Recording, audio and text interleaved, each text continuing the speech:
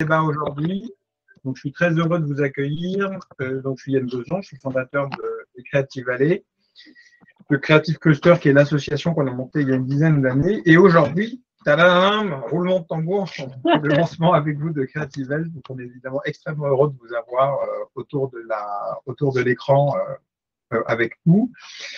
De notre côté, il y a Paul Vianney, donc qui s'occupe, qui a eu certains d'entre vous au téléphone et qui m'a aidé à organiser ou qui nous a aidé à organiser l'événement. Il y a Christina qui se présentera plus amplement, mais qui porte avec talent le développement de nos activités dans la santé depuis pas mal d'années maintenant. Et Svetlana, que nous avons le plaisir d'avoir comme directrice de ce super beau projet qu'on a lancé avec Imagine for Margot, qui est aujourd'hui une initiative, puisqu'elle n'a pas encore de forme juridique, qui est Med4Kids, dont on va vous parler.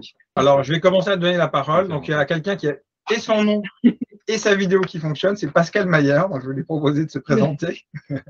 Oui, bonjour. Donc, je suis le dirigeant de la société Alphanosos, basée à Rion, à côté de Clermont-Ferrand. On développe des nouveaux traitements médicaux à base d'extraits à queue de plantes comestibles que l'on élabore par intelligence artificielle sur une base expérimentale. Donc, voilà, en 2 mots. Bien, super, merci beaucoup d'être avec nous aujourd'hui. Et puis, on est très heureux de vous avoir aussi. On est très sensible au sujet d'alimentation à Creative Valley. On travaille beaucoup avec Agrotech, avec AgroParisTech depuis pas mal d'années. Donc, c'est des sujets auxquels on est très sensible. Je vais proposer aussi maintenant à Atella Benhadou de se présenter, puisque j'ai sa vidéo. C'est muet. Ah, tu es en mute. Ah ouais. J'allais fermer, voilà. Donc, bonjour à tous, je suis Atella Benhadou, je suis biologiste moléculaire et bioinformaticien. Donc, j'ai développé une méthode diagnostique qui permet de sélectionner les patients qui répondent à la chimiothérapie et ceux pour qui la chimiothérapie est nocive ou a peu d'impact clinique. Donc, la méthode est brevetée. Donc là, j'ai commencé à contacter des boîtes pharmaceutiques. J'ai un premier retour d'intérêt. Je suis en train de discuter avec eux. Donc là, je cherche à créer une start-up pour commercialiser cet outil pour les big pharma et les centres d'investigation clinique. Génial, ben merci beaucoup. D'accord. Et tu es à quel endroit physiquement? À Toulouse. Toulouse, ben c'est super. On a le sud de la Loire, la langue doc est bien représentée aujourd'hui. Ça marche. Jonathan, tu es plus proche de nous, on est même au même bureau, je te laisse te présenter. Bonjour à tous, je suis ravi d'être là. Je suis directeur d'opération de Pepcon, qui est une nouvelle start-up dans le domaine de l'oncologie. On est au stade préclinique et je vous en dirai quelques mots tout à l'heure. Merci beaucoup, Jonathan. Alors, j'ai des personnes dont je n'ai pas forcément les noms donc, si quelqu'un veut prendre la parole, je vous… Je vais prendre la parole. Je crois qu'il y a des soucis techniques. Ah, il y a des soucis techniques? Ouais. Est-ce que tout le monde nous entend? Oui. Ouais. Oui. Peut-être Jean-Michel Lagarde qui est apparu à l'écran. Jean-Michel, j'en profite. Je vous laisse vous présenter. On a un café. Bonjour à tous. Alors, je ne connais pas du tout. J'ai été contacté très récemment. Nous, on est une petite biotech à Toulouse, au sud de Toulouse, qui développe des compétences en biologie cellulaire, tout ce qui est organoïdes, sphéroïdes, peau reconstruite. Et notre spécialité, c'est l'imagerie de ces échantillons en 3 dimensions et l'analyse d'images par méthode conventionnelle ou par IA. Donc voilà, donc on finance en ce moment une thèse qui avance très bien sur la quantification, la segmentation par IA de tests biologiques, en fait. Voilà, mais basé sur l'image. D'accord, ok. Ok, heureux de vous avoir avec nous aujourd'hui. Peut-être du côté des numéros de téléphone ou des gens qui n'ont pas la vidéo, est-ce que quelqu'un veut se présenter ou dites-nous et après on va commencer là. Oui, bonjour. Moi, c'est Nazik Joss Pichou. Alors, je suis basée à Paris et très exactement au Bioparc du Valais Sud de Grand Paris. D'accord. Alors, nous, on est une société qui développe en fait des formules en dermocosmétique pour les enfants et les jeunes adultes qui sont en cours de traitement ou en rémission. Voilà, pour l'instant, on a développé une toute petite gamme qui se on a un gel douche et un baume hydratant, donc pour accompagner les enfants en cours de traitement, pour justement leur rendre ce confort en fait qu'ils perdent quand on a une toxicité au niveau de la peau. Voilà. Et nous développerons d'autres produits, j'espère, au fur et à mesure. D'accord, merci beaucoup. Oui, j'avais entendu parler de votre projet, bien sûr, puisqu'on travaille beaucoup avec Cancer Campus. Et donc, j'avais le plaisir d'en avoir la Oui, en effet, on a été au Cancer Campus, oui. Exactement. Voilà, bah, parfait. Peut-être que Jean-Pascal. Jean-Pascal, mais c'est caché. Ouais. Et Thomas nous a... Thomas. Ouais. Alors, Thomas, il a mis l'écran, donc il a la priorité. Thomas, on vous laisse la parole. Thomas Perblanc. Je suis cofondateur de Clineo, qui est une start-up. On est basé à Paris. On a fait aussi Cancer Campus avec le programme ONCO numérique. On est à Paris Santé Campus maintenant. Ouais. Et le but de la start-up, c'est de faire donc, une plateforme digitale qui permet d'accélérer le recrutement des patients dans les essais cliniques. Donc, c'est pour mettre en relation les patients et leurs médecins. On commence par l'oncologie et on permet, grâce à nos algorithmes, de trouver rapidement des essais pertinents et ensuite de mettre en contact le patient et son médecin avec l'investigateur de l'essai. Et donc, on est en train de tester notre plateforme à Gustave-Roussy en ce moment, mais aussi avec une association de patients qui s'appelle les Triplettes Roses, qui sont des patientes atteintes du cancer du sein triple négatif. Et puisque c'est un cancer qui est très mal soigné aujourd'hui, elles sont très actives dans l'accès à l'innovation. Et donc, on est en train de construire une interface patient avec elles pour que ça soit accessible aux patients également. Génial, merci beaucoup. Oui, à Paris Santé, on a pas mal de transfuges là, donc entrepreneurs en code numérique que l'on voit là-bas, ou de Creative Valley, donc une petite communauté là qui s'est fait dans le 13e, c'est très sympathique. Parfait, je crois que Jean-Pascal, je l'ai vu se connecter, donc je lui passe la parole, même si je ne le vois pas à l'écran, donc je fais exception à la règle. Non, mais moi je fais double emploi puisque je suis chez Pepcon et donc Jonathan qui va vous présenter tout ça le fera beaucoup mieux que moi. D'accord, merci en tout cas d'être là. Et puis de nous dire un petit bonjour depuis la plage, hein, si on a bien compris, c'est bien ça. Voilà, j'ai caché la planche de surf, mais je la sortirai. Le long week-end déjà commencé. Pour certains, le week-end ont commencé. Voilà. Excusez-moi, est-ce que ceux qui sont par téléphone, est-ce qu'on peut avoir la présentation après? Oui. Bien sûr. Oui. Ah, super, merci beaucoup.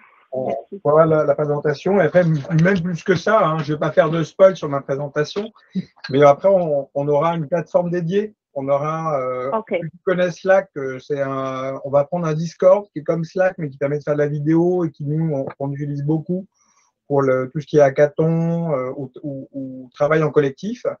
Et donc, sur Discord, vous aurez accès à toute une base de ressources. Donc, dès que quelqu'un dira quelque chose d'intelligent, on va faire passer une information intelligente aux autres qui sont intéressés par cette même thématique. On y aura accès très facilement. Voilà. Super, merci. Merci. Voilà, donc merci beaucoup Christina pour cette super présentation. Moi, j'ai le droit de faire les premiers slides, donc j'en profite. Pour l'instant, je peux encore monopoliser la parole quelques instants. Donc, pour vous dire deux mots sur Creative Valley, Creative Cluster. Donc, nous, ça fait maintenant 2011 plus 22, bientôt 23, donc bientôt 12 ou 13 ans qu'on a lancé nos activités. On a accompagné l'année dernière 250 startups, 150 en France et une centaine à l'étranger. L'étranger, on travaille beaucoup historiquement sur l'Asie, donc Singapour, Corée du Sud, on est très présent. On a des bureaux à Séoul. Mais beaucoup Asie centrale, donc on a beaucoup travaillé sur l'Ukraine, la Russie, le Kazakhstan, et maintenant on est aussi beaucoup présent sur l'Afrique. Je vous le dis si ça vous intéresse, on va ouvrir et on est partenaire de deux gros centres de start-up au Sénégal et un autre au Cameroun. Voilà, on va bientôt ouvrir une activité, notamment sur les sujets santé, à Alger.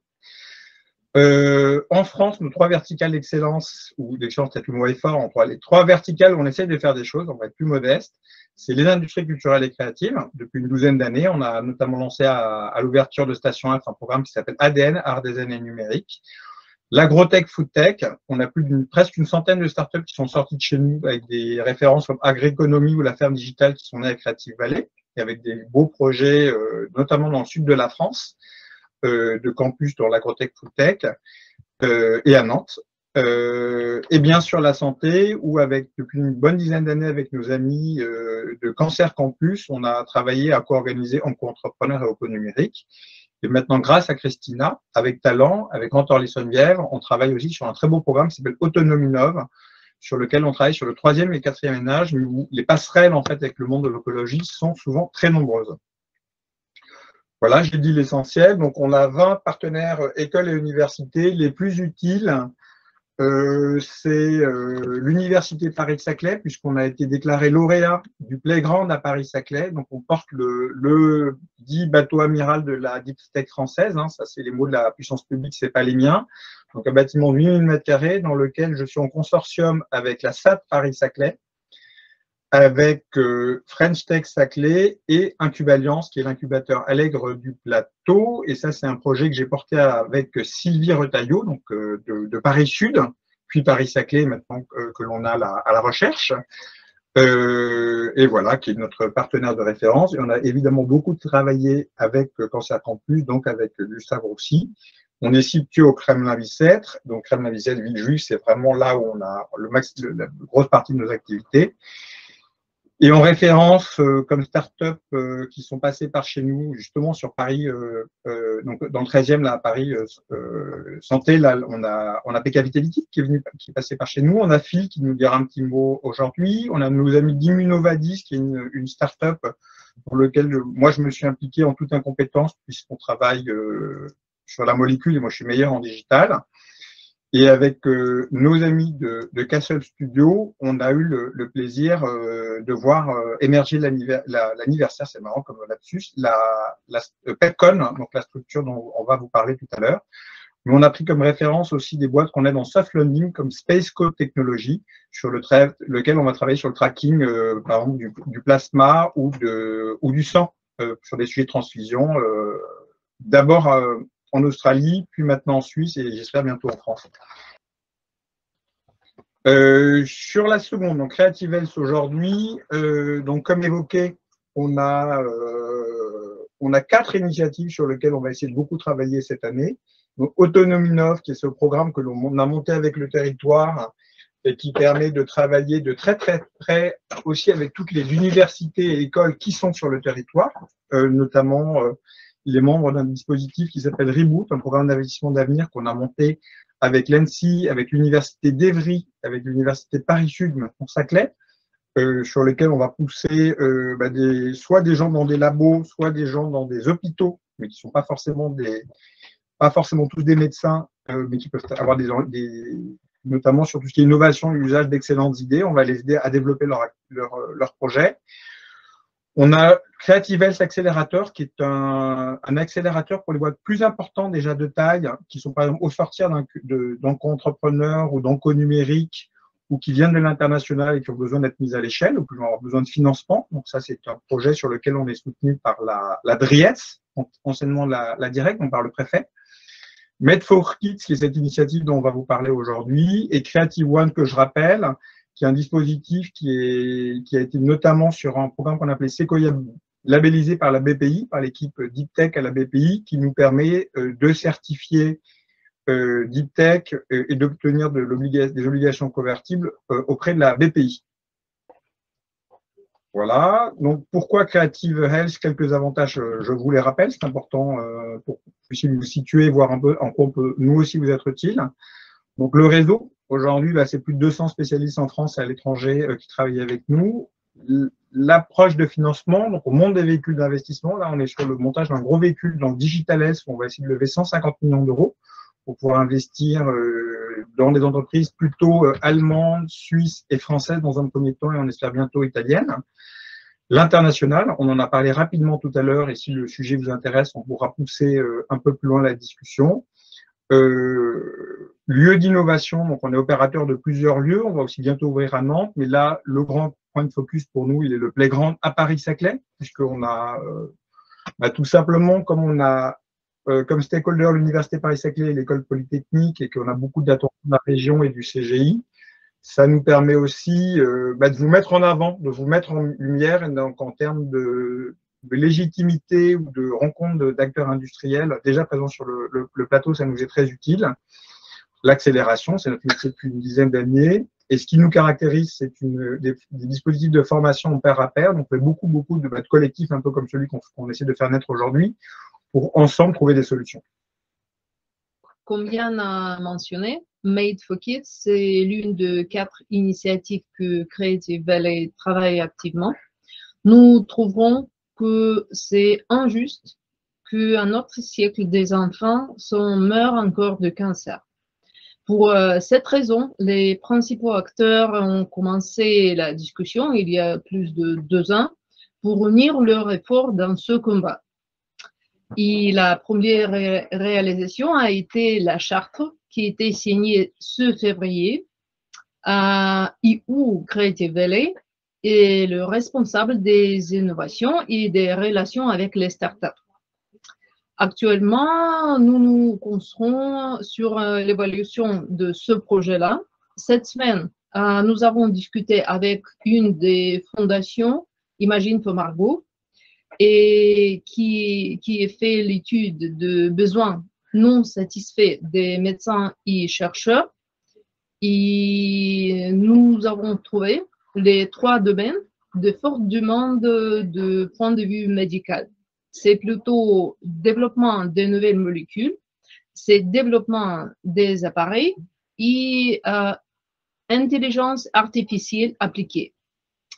Avec votre aide, nous espérons de prioriser les besoins non satisfaits du côté de start-up et trouver les solutions où il y a des besoins de médecins et chercheurs et s'il y a des besoins qui sont pareils où nous pouvons travailler ensemble.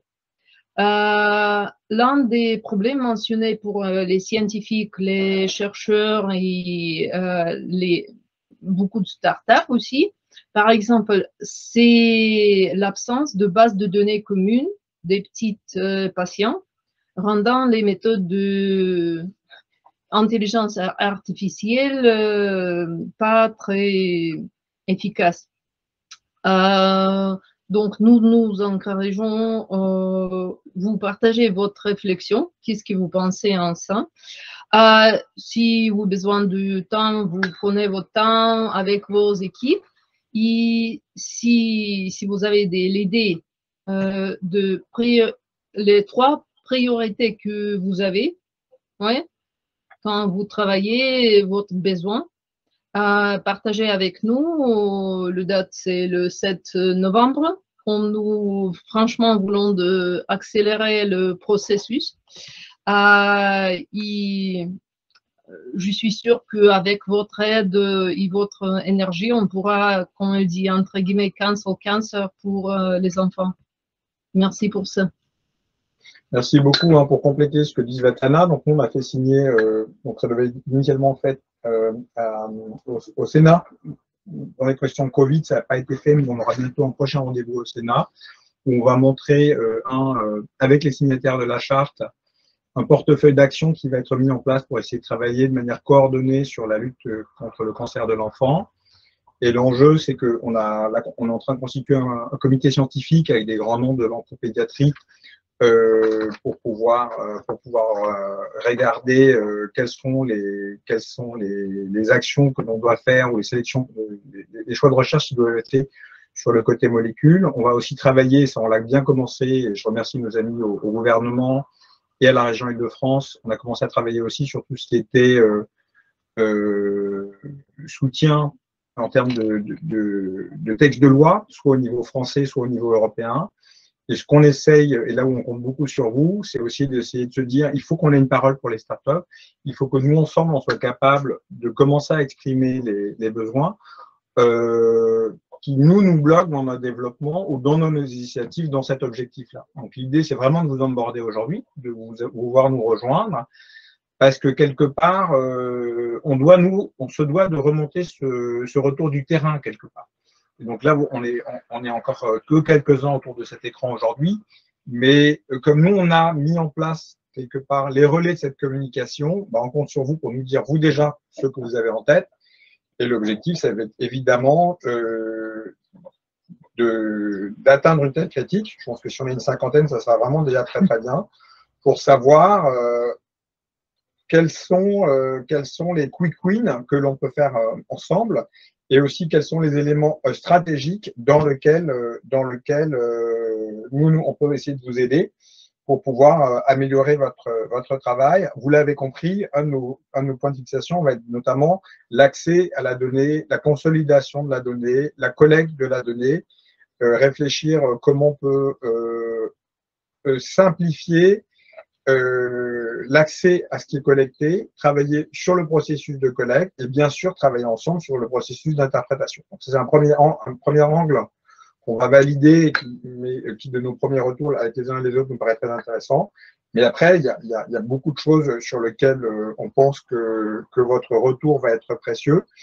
Et avec, évidemment, vous l'avez aussi en tête, la question des fléchages des financements. C'est-à-dire aussi une question, c'est nous, on est capable, on a répondu à plusieurs appels à projets au niveau de Creative Valley, on sait monter des consortiums. Donc, il y a aussi cette logique quelque part que si à un moment, on a besoin de mettre en place des dispositifs qui pourraient aider des financements qui ont toute légitimité, nous permettraient d'avancer mieux, et ça, c'est des choses auxquelles on va pouvoir s'atteler avec vous, puisque évidemment, on répondra ensuite aux demandes avec vous. Voilà. Alors, je le rappelle parce que sur la question européenne, c'est important. On travaille très bien avec l'Allemagne, c'est un partenaire stratégique pour nous, donc ça nous permet de déposer des dossiers franco-allemands. On vient d'être labellisé sur le dernier Europe ou France 2030 sur un projet européen avec comme des transferts de compétences entre les principaux hubs de start-up. Avec, là, nous, on a fait une réponse avec la Grèce, avec la Turquie, avec la Roumanie, avec la France et avec l'Ukraine pour réfléchir sur des éléments mis en œuvre. Ça, c'est juste à titre d'illustration. J'en ai fini là. On peut changer de slide, sauf si vous avez des questions à ce stade. Et quand même, c'est important que avec ce charte, c'était signé par Yann et aussi les présidents des compagnies comme Sanofi, Bayer, tout ça. Le niveau de ça est très haut et avec plusieurs besoins, nous pouvons s'adresser et c'est un peu différent que juste travailler avec ce compagnie-là. Oui, vous l'avez vu dans les signataires de la charte, on a le LEM, on a Curie, on a Gustave aussi, on a les acteurs clés dans ces domaines et vos signatures sont importantes parce qu'il faut travailler la typologie des signataires et pouvoir emborder les gens qui ont déjà signé la charte sur des actions concrètes et ça, c'est ce qu'on va nous essayer de faire dans l'année qui vient. Ouais. J'ai une question et une petite contribution que je ne sais pas si ça va être pertinente. Donc, pour la question de l'absence de base de données pour les enfants, il y a une base de données qui centralise en fait tous les essais cliniques en France qui s'appelle Health Data Hub. Je ne sais pas si vous êtes au courant. Peut-être une bonne idée serait de collaborer avec eux mieux que de créer quelque chose à zéro, je crois. Ouais. Oui, c'est top, merci pour ça. Oui. Et donc, la question, c'est sur le parce que j'ai cru comprendre que l'idée, c'est de collaborer, donc c'est de faire une association entre plusieurs intervenants afin de collaborer sur des projets pour améliorer la prise en charge des enfants, c'est ça, si j'ai bien compris. Et l'idée, c'est quoi? C'est de faire un consortium, de travailler sur des projets, c'est ça l'idée? Travailler des projets ensemble ou... Je n'ai pas bien compris sur concrètement comment ça puisse se mettre en place, ces collaborations. Aujourd'hui, nous, c'est un dispositif qu'on a mis en place avec la signature de la charte, on l'a fait avec Imagine for Margot. La construction d'un consortium ou d'une structure va prendre du temps parce qu'en fait, il faut que tout le monde se sente à l'aise dans ce genre de dispositif. Donc, il faut qu'on arrive à avoir une stratégie de la porte ouverte avec une gouvernance qui fonctionne et où tout le monde soit représenté. Donc, ça va mettre un petit peu de temps. Et en fait, je pense même que la structuration juridique du projet va se faire en fonction des objectifs opérationnels réalistes qu'on va se fixer. Donc, c'est pour ça qu'aujourd'hui, moi, j'appelle ça volontairement une initiative, hein, pour bien rappeler qu'on a et volontairement pas voulu fixer les choses trop tôt ou créer une structure de plus qui ne serait pas forcément nécessaire, de façon à pouvoir ensuite partir des objectifs atteignables que l'on se sera fixés pour pouvoir ensuite décrire quels sont les outils pour les mettre en œuvre. D'accord ? Et c'est aussi pour créer un petit pont entre les startups et les big pharma, comme maintenant, ils regardent les startups comme quelque chose qu'ils veulent acheter. Mais d'habitude, il n'y a pas de vrais partenariats. Et je crois aussi l'autre initiative, c'est début de l'année, on va faire un hackathon où nous voulons voir les besoins des big pharma et faire des startups qui participent et on va voir comment ça roule. Ça prend le temps pour s'adapter et changer le mode de travail de big pharma aussi. Pour répondre à ton point, nous, aujourd'hui, si on a la chance d'avoir plusieurs centaines d'acteurs déjà dans la communauté Creative Valley, donc l'idée, c'est aussi de pouvoir vous onboarder gratuitement dans Creative Cluster pour pouvoir avoir un lieu d'échange, un lieu de discussion, et puis, comme on l'a dit, un Discord pour pouvoir commencer à travailler ensemble et pouvoir voir ce qui se passe, hein, d'accord ? Donc, d'être dans une structuration qui soit extrêmement light dans un premier temps. Et ensuite, on va partir des projets. Donc, pour rien vous cacher, j'étais il y a 2 jours avec Alexandra Dublanche, donc la numéro 2 à la région Île-de-France, qui a 2 casquettes. Il y a la casquette d'être en charge du développement économique à la région. Et on est en train de réfléchir. Ils ont lancé une très jolie initiative avec Médicem qui s'appelle IA Against quelque chose. Donc là, ça sera travaillé sur, par exemple, je pense à les enfants, ça reste bien sûr à confirmer. Donc là, ça voudrait dire que ça permettrait de doter les lauréats de cette initiative qui pourraient par exemple prendre la forme de hackathon et de leur donner des moyens financiers pour avancer, mais ce n'est qu'une illustration. Et nous, notre logique, ça va être aussi de clarifier les projets qui se posent et on aura aussi un collège qui va travailler sur les réponses économiques à apporter en fait. D'accord ? Ouais. Voilà, donc maintenant, nous, ce qu'on voulait faire, c'était donner la parole à Pepcon pour que justement, en tant qu'acteur du métier, en tant que start-up, ils nous donnent, eux, leur vision des choses. Parce qu'en fait, la grosse difficulté de cet univers, c'est qu'il est quand même drivé par les grandes pharma, pour appeler un chat un chat. Et aujourd'hui, se pose la question de l'émergence de l'innovation et de la manière dont elle se concrétise au quotidien. Donc, Jonathan, mon cher, je te passe la parole, c'est bien ça? C'est ça, merci de me donner la parole. Vous avez vu, la slide est un petit peu scientifique parce que chez nous, c'est vraiment la science qui est la base de tout et qui est notre force. Donc, on a, pour résumer, des brevets qui viennent de la recherche publique et notamment des travaux de Philippe Carroyan, qui est cofondateur de Pepcon et qui a designé ces 2 peptides qu'on a en licence. La boîte a été créée donc avec Philippe Carroyan, le groupe Prunet, donc avec leur startup studio, et Jean-Pascal Tranier, qui était là tout à l'heure et qui est également le CEO de la startup. Moi, je suis arrivé il y a 2 mois. J'étais avant dans un fonds de VC, donc c'est une bonne suite pour moi. Et on a vraiment constitué une équipe opérationnelle. On a le soutien de pas mal d'experts scientifiques, d'instituts de recherche, et on a eu la chance d'avoir un financement à la création de la société et aussi des financements non dilutifs. Et c'est là où Creative Valley, alors j'étais pas encore là parce que je suis arrivé il y a 2 mois, mais nous a aidés puisqu'on a été labellisé French Tech Seed et qu'on a reçu 250 000 € d'obligations convertibles qui nous aident beaucoup aujourd'hui. Voilà. Donc merci pour ça. C'est déjà une des premières forces, je pense, de Creative Valley.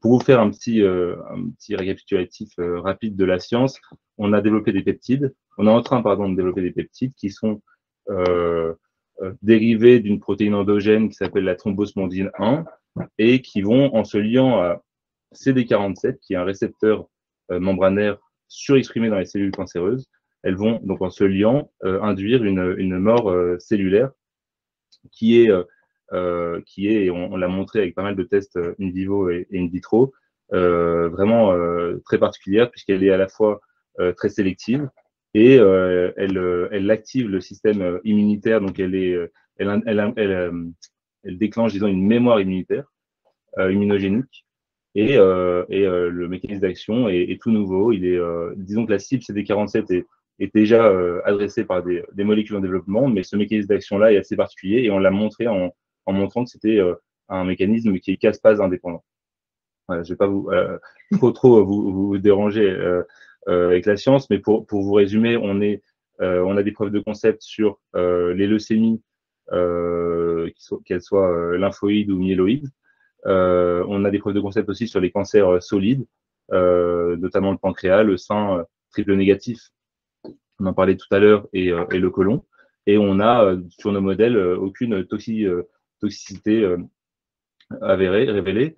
En dessous, dans la partie basse de la slide, donc en bas à gauche, on montre que certaines cellules résistantes au traitement de référence dans la leucémie lymphoïde chronique sont sensibles à notre produit PKT16. On montre aussi qu'en combinaison avec les traitements de référence, on augmente significativement l'efficacité de ces traitements. Donc, si on combine PKT16, notre molécule, et ces traitements de référence. Et à droite,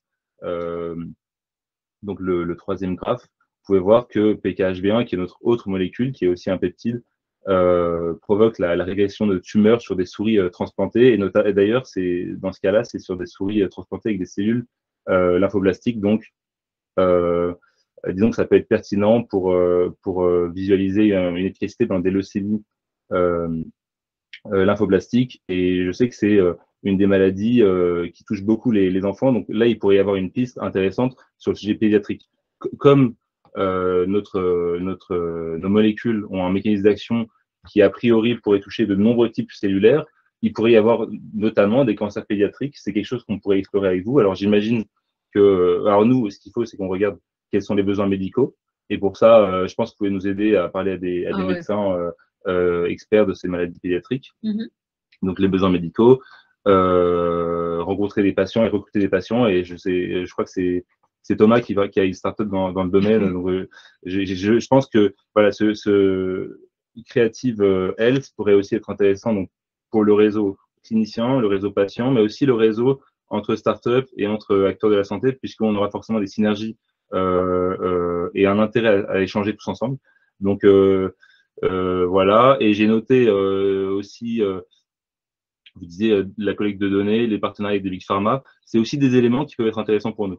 Donc voilà, j'ai essayé d'être synthétique et court. Je comprends vraiment l'intérêt de Creative Health et donc de Creative Valley à la base et de Made for Kids. Et donc on est ravis d'être là et on espère pouvoir participer et contribuer comme on peut. Voilà. Merci beaucoup, Jonathan, pour ton intervention. Je pense que tu as repris beaucoup des messages clés de ce qu'on essaie de lancer. C'est-à-dire qu'en fait, nous, ça fait 15 ans qu'on existe, donc on a vu pas mal de trucs. On vous présentait un deuxième exemple tout à l'heure qui est la société Phil. Mais notre objectif, c'est d'être à votre service. Parce que si les choses sont pas concrètes, si elles ne partent pas de vrais cas d'usage, en fait, ça reste très virtuel. Et tant que c'est virtuel, en fait, on n'avance pas vraiment. Et ça, je le vois parce que nous, on passe notre temps avec la puissance publique. C'est-à-dire qu'avec la puissance publique, on leur dit, bah voilà, on pense qu'aujourd'hui, pour des raisons même éthiques, le cancer de l'enfant, c'est pas neutre, c'est pas l'obésité, c'est autre chose. Et que les gens qui sont confrontés vivent pas du tout la même expérience. Perdre quelqu'un en accident de voiture ou d'un cancer, notamment d'un cancer de l'enfant, c'est pas du tout la même chose. Et donc ça, c'est aussi des choix sociétaux qu'on doit faire ensemble. Et c'est à nous de fixer nos priorités. Et je pense que c'est véritablement en partant de vos expériences, de ce que vous avez fait, qu'on va, pouvoir faire sortir des exemples précis de ce qui est possible ou pas possible. Et que c'est en partant de vous qu'on on va pouvoir identifier les comparables. Et quand on aura identifié les comparables, on pourra argumenter des choix pour faire le soutien des projets, le financement des projets qui ont toute légitimité seront prioritaires, puisque c'est à ça que l'on va essayer de s'atteler.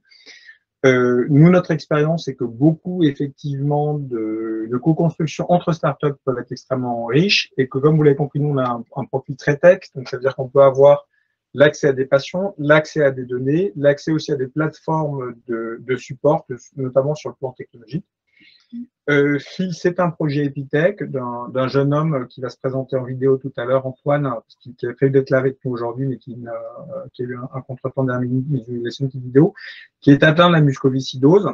Et avec son frère Epitech, leur projet de fin d'année, c'était de travailler sur un dispositif médical pour pouvoir travailler sur le parcours du patient et la collecte de données, et donc augmenter l'espérance de vie des gens qui sont atteints de la mucoviscidose. Je voulais présenter ça parce que c'est un projet qu'on a pu soutenir depuis l'idée du projet étudiant jusqu'à aujourd'hui la levée de financement, et là, il lui bosse maintenant par le remboursement de son dispositif médical par la sécurité sociale. Donc, on est quand même vraiment loin dans le cycle. Donc, ça montre aussi que l'on peut pousser les projets dans le long terme.